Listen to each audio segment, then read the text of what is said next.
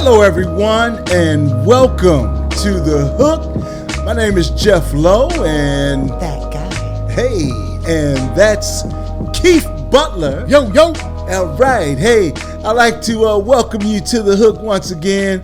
And today, I'm going to let Keith do the honors. Thank you, Jeff. I'm going to introduce our guest all the way from one of the hottest states in America. Arizona. Yes. Where it's 100 degrees right now. Something like that. Close to it. It's probably close. Welcome to our beloved. Welcome home. Yeah, welcome home. Welcome home. Yeah, welcome to The Hook, everybody. We're here at the Six Hole Studio right here outside of the wonderful, famous Detroit Golf Club. And we've got a pretty special guest, at least for me. All the way, like Jeff said, from Arizona. She's from Queen Creek, about an hour away from Mesa and Phoenix. My lovely little daughter, Tai-Jamette Butler. All right, huh? Yeah. Welcome to the show. Thanks for coming home to visit. Thank you, gentlemen. Thank you. It's a pleasure. Good. What we're going to do is we're going to have my daughter talk about her job. Her profession. Yeah, she is a LMT, Jam, as I call it, y'all. Tell us what an LMT is. An LMT is a licensed massage therapist, and it's a profession that I've been wanting to get into for a very, very long time. It wasn't the easiest thing to do here at home in Michigan because weather, more than anything, preceded that happening. But Arizona, it's everywhere there, and it was very easy to get into there, so I got into it there. What made you choose that profession? Well, so that's pretty big business out there. Oh, yeah, big business out there. There are pretty much massage parlors like they're liquor stores in Detroit. Is that how it is? Yes. Yes. So, I mean, before you left here, though, you wanted to become a massage therapist. I did. What made you go in that direction? Oh, my gosh. I feel like it's something that's been with me forever. When I was a little girl, I used to be with my great-grandmother a lot, and we would do all kinds of stuff from the beginning of the day to the end of the day. But one of the things that was our special time is at the end of the day, she would pull out all her little pots of like Amway or Mary Kay and Pond's and stuff like that, and she'd have me massage her hands, massage her feet and her legs and stuff like that, and it just was something that we always did together, and she was always telling me that my hands were so special to her and magical little hands, and I've always loved giving touch and things like that, so it just was something that I guess was kind of my innate Your calling, talent. huh? Yeah, Oh, nice, excellent. yeah. Excellent. Cool. Yeah. Yeah. Well, I know when you come here, you tend to line up a few customers here and there. Yeah. I know your aunt likes to get massages and all, Yes. and I'm not crazy about them, but, maybe, who knows, one day maybe I will. So now, let me ask you, before we go any further, this... I almost forgot. I almost forgot. Yeah, you almost forgot. That's that amazing. is Right now, y'all, we're going to take a quick shot of some Uncle Near's 1856 premium whiskey. My favorite uncle. Toast to the six... To Oh, the, that's right. We got a toast first. Toast to the hook at the 6 hole. Toast to the hook at the 6 hole. Thank you. Look, You're welcome. Don't worry about it. You'll get another shot later on. oh, So let's well, take in that some of case, Oh, that's pretty good. pretty smooth. That is pretty good. I've never had Not that before. bad. That first time? Yeah. Yeah, Not that's bad. good. It'll probably be your last time if Jeff keeps getting... What's wrong, Jeff? A little tight? Little hot, little warm. it's great. Yeah, it is. Okay, but anyway, let's get back to the show. Y'all excuse us for a little commercial break. Uncle Near's, the 1856 premium whiskey. Not bad. Not bad at all. Black owned, black produced. All right. Yeah. So now, there's one thing that I've always wondered about is the difference between a masseuse and a licensed... Massage therapist? Yeah, what's the difference? Oh. Isn't it the same thing? Well, yes, but it's because of the connotation that comes along with the term masseuse. As a professional massage therapist, I prefer to only be called a massage therapist because when you say masseuse, a lot of times it is perceived that a happy ending can follow. Oh. And for those who are unaware what that means, it means that the massage is followed and ended with a sexual favor to climax for the person on the table.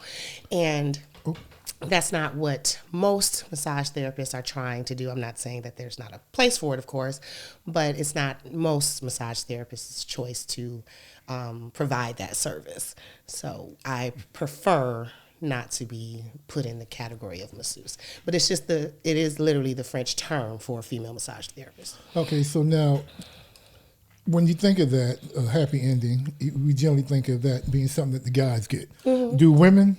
Yes, actually they do. There are actually several I didn't know men. that. Me either. There are actually several men right now that are actually posting on Facebook and things like that. There are sessions that they do, and they provide very different massage than I do. It looks interesting, but it's definitely very different. It's much, much more intimate.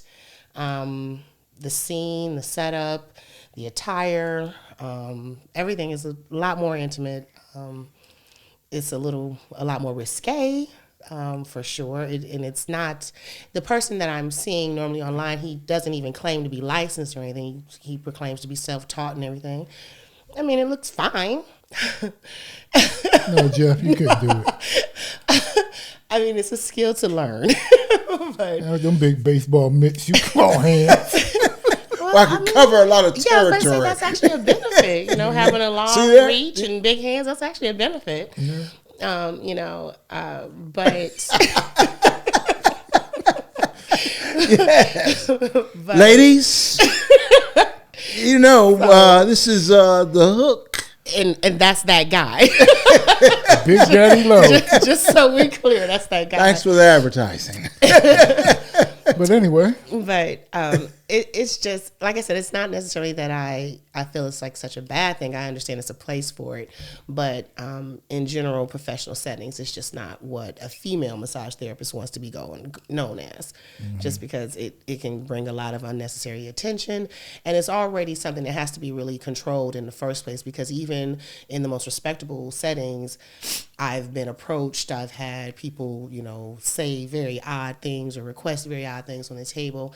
And I mean, with men, it is understood that sometimes they can't really help it. And massage can get very intimate, especially depending on what they need to be massaged. It's up to a person's choice if they want to be fully nude or not and things like that. So with all that being, happening, sometimes, things just happen for a man and whatnot. But it can change drastically when you have a man who flips over and, things have become a little bit more excited for him, and then he tries to actually take it down that path versus, okay, it's understood, we both ignore it, we proceed with the actual therapeutic relief of the massage instead of it going into some kind of deeper sexual situation, which is normally what's trying to be avoided for me. Right. Now, you travel with your, I'm beginning to. Oh, okay. All right. Because I was. But right now, it's basically between Arizona and Michigan currently. Oh, okay. All right. Now, I'm talking about when you're in Arizona, it's mobile and you travel with it all over the place. Okay. Yeah. All right. Yeah. But you have a base. Yes, I have a place that I work out of specifically, but then I have. When I travel around, it's more so to clients that I've worked with already in my actual base or people that I know personally. I recently just got my license reinstated because I stopped doing it for quite some time. I initially got licensed in 2007, and several things happened between my family and my own personal health, and I left it alone for a while. But I missed it a lot. It's really what I love to do, and so when I was able to get everything back in order, I picked it right back up, and it's kind of like I never left. But that just happened just a year ago. So yeah, I know. When I was younger and stuff like that, you always give a massage, women a massage and stuff like that. But it was such a tiring thing. Yes. So, first of all, like, what's the general length of a massage, and what do they cost, and how do you just keep going? When last time I was out, we came to visit you. You took me to your place. Yeah. I got a massage, and it was, about an hour? Yeah. And I'm just like, okay, first of all, it seems like it goes by pretty quick. Yeah, it does. But it feels that way. There was constant massaging, and I just don't, I think about it, how do you just constantly massage for a whole hour straight? Doesn't that just wear you out? Well, it is a tiring job. I mean, honestly, most of the times going into profession, they say it's only about a 3 to 5 year span for endurance and whatnot. So it's a benefit for a therapist to learn a lot of different things because that way you can approach the massage a whole lot of different ways. There's actually different modalities on the massage that don't even have anything to do with touch, like Reiki and things like that, energy healing and things like that, where it's strictly, you're trying to hold space. You might have crystals, you might have, sound bowls and things like that. So it's a completely different thing, and it's not taxing on the physical body. But most of the time, it has a lot to do with me keeping up my own therapy myself. When I can get my own treatment, proper stretching and sleeping and staying hydrated, it's a lot to do because it's probably the most physical job I've ever had as far as what could be asked of me in any given day. Because like men like you are very common on my table, so big guys are very common on my table. So that if I have several of those a day, yeah, I'm spent. It's no way that I'm not. So currently, I am dealing with a physical therapist, and in some aspects of his therapy, there is massage, especially dealing with the hamstrings. I'm an older man. You're like your dad. He's an older man, and the hamstrings are such a you always hear about athletes who always pull their hamstrings, and it seems like an area of the body that's very common with athletes, but they're more in common with men who or women who are aging, and when the muscles aren't being used, they just don't get used. And how do you approach that?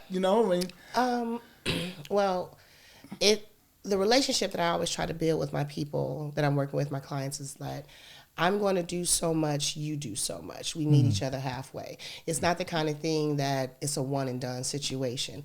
You've been torturing your body, using your body, doing all kinds of things without doing any maintenance or care. So it's the same kind of situation with weight loss or something. It took you 15, 20 years. You used to be different weights, and now you've put on more weight. I've put on more weight, things like that. But, if you diligently start working out and eating better, then you'll start seeing results. It's the same kind of thing with massage. If you start working with a therapist, there's a plan that starts getting made. So if you came in and you're specifically talking about your hamstrings, there's going to be a manipulation, a massage that I do. There's going to be stretches that I tell you to do. There's going to be, possible tools I'll tell you to use. Like there are rollers that you can use, like big foam rollers, and you actually press those into the body. You can do it for yourself. So yoga, stretching, things like that, you would implement those on your own at home, and then you would see me for whatever schedule we deem necessary. Sometimes that can be weekly, that can be monthly. It just depends. But it's the kind of thing that the person that I'm working with would need to do their homework to go along with what I do. So it's not like I can fix it all in one swoop, but bit by bit, the more we would work, we would begin to see change. Now what about these tools? I've seen some tools. I actually seen some tools that have been used on sidelines in professional sports arenas. This one particular tool is like a little gun, and it kind of vibrates your muscles. And Yes. What kind of tools do you recommend for just the common person that's out there that might go through and might need some type of self type of use? Oh, there's several things. Massage guns is basically what you're talking about, and those normally are something that you can purchase a lot of places. You can definitely get them online, Amazon and all that kind of stuff. But they will come with several different heads for pulsing, for vibrating, for deep tissue, for kneading. You can actually get some that will roll for you.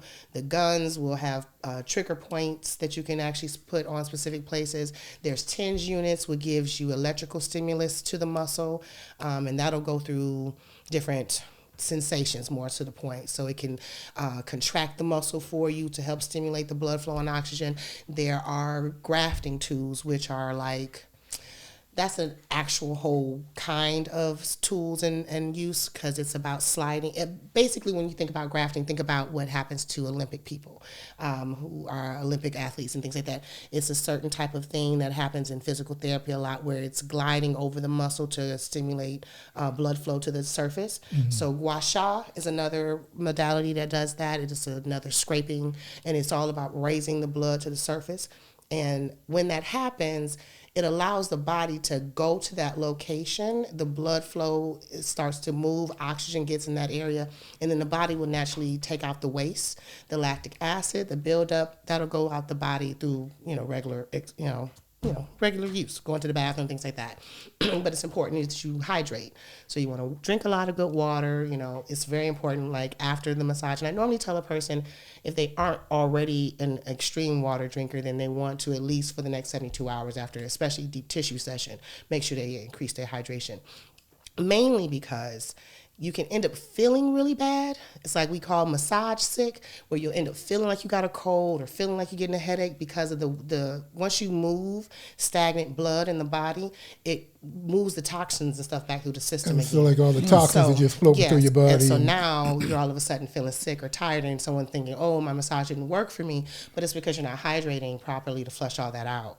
So that's very important. Oh, yeah. Yeah, that's interesting. That's a part that I really haven't really looked at, as far as, and I feel the same sometimes after physical therapy. Yeah. I really do. I've been on chiropractic tables that have that same kind of motion, and you're absolutely right.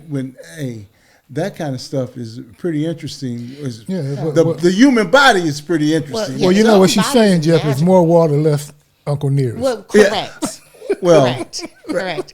And I'll drink to that. I'm sure you will. In general, and that's another fun thing, because, I have a lot of people who come through, because Arizona is a very tourist place. So a lot of people travel and tourists come through and things like that. Snowbirds come in a lot and everything. So most of the time people are coming through to celebrate. Most people are on vacation. So they'll easily let you know it's been a morning of mimosas and it's going to be an evening of cocktails. So it's like, it's perfectly fine that we're about to have this massage, but I'm drunk now, I'm going to be drunk later.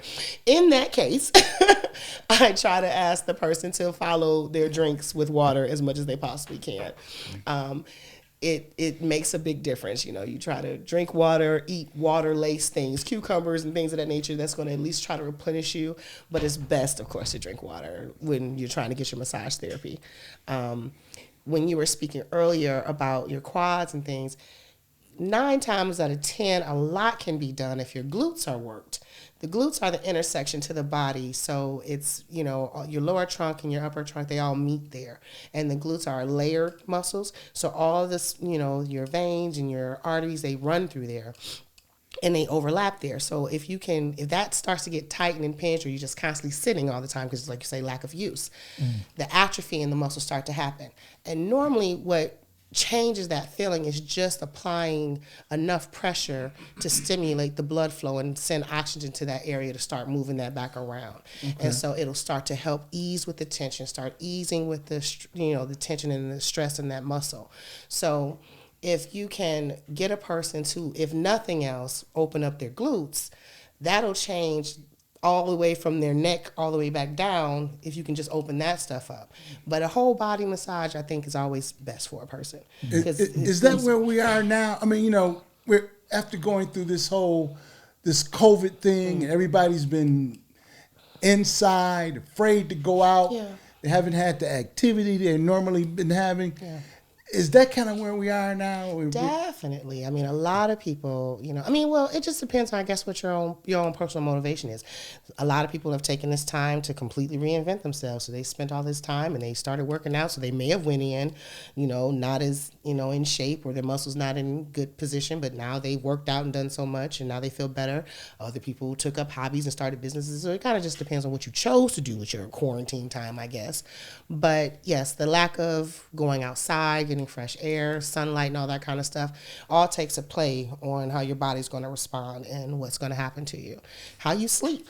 is going to take a consideration, because if you're not getting proper sleeping time, then that doesn't give your body time to do the rejuvenation and the healing process, which can add on to you gaining weight. It can add on to your body tightening up and your tensions and the buildup of lactic acid and whatnot. So it's a cycle of all the things that you constantly need to do. It's a whole bunch of layers. Like, just when you say you want healthy skin or healthy hair, if you're not putting healthy things into your body, you don't have a healthy environment, then these things all play. So it's a constant layering thing that 9 times out of 10 all of us have to work on and improve.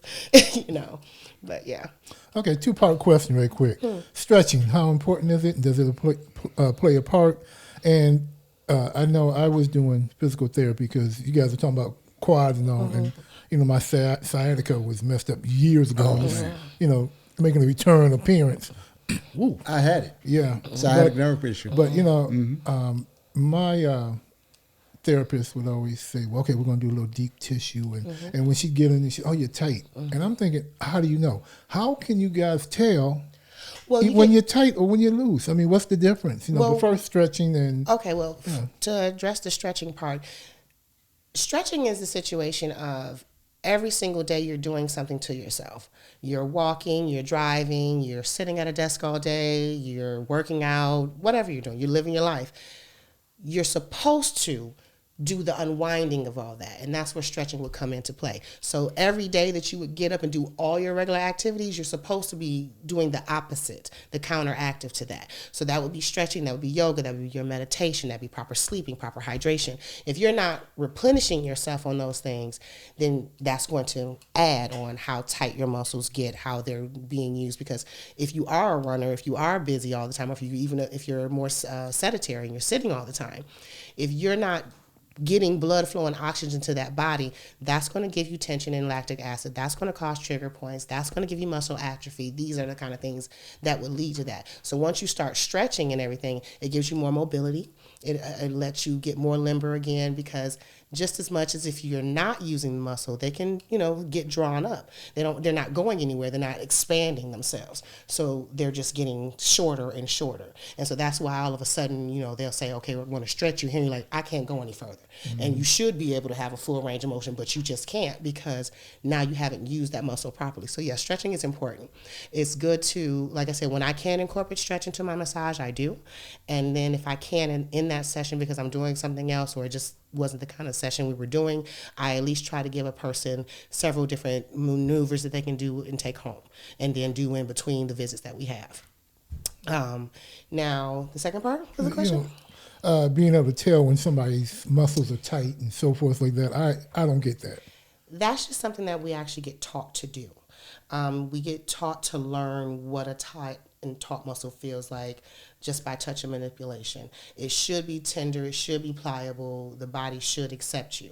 It's kind of hard to explain without letting you feel it, but it's kind of like, have you guys ever learned how you can test how your steak is tender, or how well done your steak is on your hand? When they say if you hold your finger this way, that's raw, this way it's medium, well done, and full well done, and you can feel the tension. I just stick a little thing in the steak. Well, if you do it to your own hand, if you do what I'm doing to your own hand, if you put your hands together like this would be raw. It explains for the people who are listening, because they can't see Oh, of course. I apologize to everybody who's not seeing me. When people are talking about cooking their steaks, and normally when they say they want medium rare and well done, all that, there's a method of doing that in your own hand to understand the tenderness and the well doneness of your steak. So you would put your pointer finger to your thumb, and that would still be basically raw, because it's still very tender. And your pointer finger is the finger closest to your thumb. Correct. So you touch those two together. Yes, you would touch those two. Okay. Then your middle finger to your thumb, and that's going to give you, I think it's medium, well. And then you're going to get medium well putting your ring finger to your thumb, and you're going to get well done putting your pinky to your thumb. And if you touch that pad, you'll feel it's much firmer. The little pad underneath your pad thumb. of your thumb. Oh, right here. Yes. Yeah. Okay, I got And you. you'll feel it's much firmer than where you started on your pointer. And so it's like you can feel when the muscle is tighter. You can feel when it doesn't want to respond. A muscle will actually kick you out. Like before a person will say ouch or anything else like that, the body will tremor, it will, won't relax. And sometimes it'll just be like, okay, we're going to stop for a second. We're going to breathe. I'm going to relax you. I'm going to rock you. And surprisingly, just like you would rock a baby, you just rock a person on a table a little bit and it just kind of soothes them out, and that way it'll allow, relaxes the relaxes the person to just, and you remind the person of their breath, because a lot of times you can really forget to be breathing. It's a weird situation, but you get so relaxed, you get so caught up in everything, or the reverse, you're so tense, you're not properly breathing. You're holding yourself because you're like, I'm already in so much pain. I don't know what's about to happen. So they'll hold themselves, and that works against what we're trying to do. So it's always like, make sure you're breathing. The environment is really important. That's why, we're always trying to set the room with music, candles. Aromatherapy is always nice to help along things. And essential oils can help, aid in what results you get in the massage. Certain things can help with if you have bad skin. Certain things can help with pain. Certain things can help you breathe. If you have eucalyptus, that's help for breathing. If you have lavender, that's going to help relax. Ylang-ylang is good for deep tissue work and things like that. So different therapies, different oils, different massage therapies can take you a long way. I recently fell in love with cupping. It's a godsend.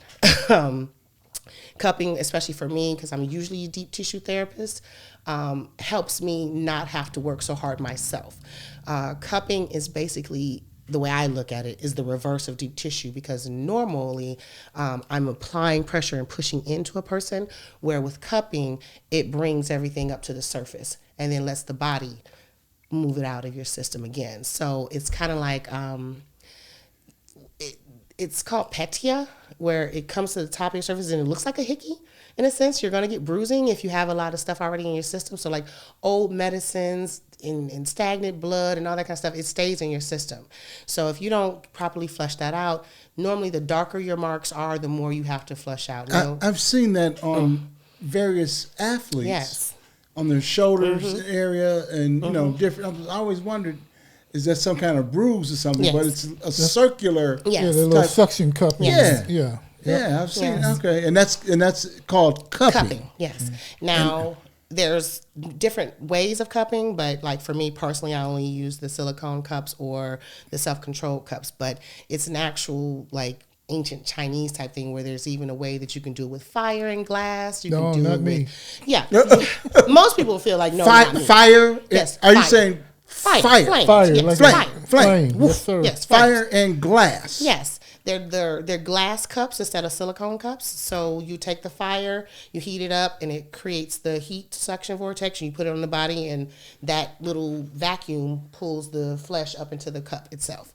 And there's also even cupping where there's bloodletting. So when you get that suction of the flesh coming up, they actually make small little slits in that part of the body and let the blood that's in there come out. And that's basically releasing that bad damaged blood out that way instead of waiting for your body to naturally flush it out. That sounds medieval. It does. Let me ask you about now. Therapist, you're a therapist, and I've seen guys use acupuncture. Is that a part of what you do also, or is that? I'm not an acupuncturist. Okay. I've recently had acupuncture, but I've never performed it or done it myself to another person, but I've recently got it myself. I enjoyed it, but I was definitely nervous because I'm not really one for needles. But it's nothing like what you think of when you think of traditional needles at all. Yeah. They're basically needles that can go into your hair follicle. They're very, very, very fine, very thin. And the acupuncturists, they're a doctor. They get a degree for this kind of stuff specifically, and they learn the places along the meridians to place these special needles. So things like S1, L1 is like your lung, your spleen, things like that. And it'll tell you, okay, you put it here. And it could be a group of them. So it could be something for your stomach, it could be something for your lung, but it'll be a grouping of them that'll help open a channel to make change in your body. And with acupuncturing, they normally say that no matter what sensation you're feeling, it's actually to your greater good. they don't want to hurt you. Sometimes it can be discomforting, but normally that's because it's actually some change that has to happen in the area that they applied the pen. Okay, you guys, you have to cut it off. We're running out of time. But Jamette, give us right quick in 30 seconds or less, how much does it generally cost? Typically, about nowadays is about $1.50 per minute. Mm-hmm. That's the standard. So like normally a 60-minute massage would cost $60. Nowadays, 60 minutes can easily be $85 or, more, but it also depends what's going to come along with it. But it's typically $1 a minute. Okay. Wow. All right, you guys. Jamette, my lovely daughter, I want to thank you for that very in-depth discussion about massage and so forth. And I'll drink to that. For my guest, my daughter, Tai-Jamette Butler, and my co-host, Jeff Blow. Yes. And myself, Keith Butler. I want to thank you guys for staying with us and listening to us. And remember, never forget, if someone asks you, hey man, where did you catch that information? I caught it on the hook. Thank you all for listening, and we'll see you next time.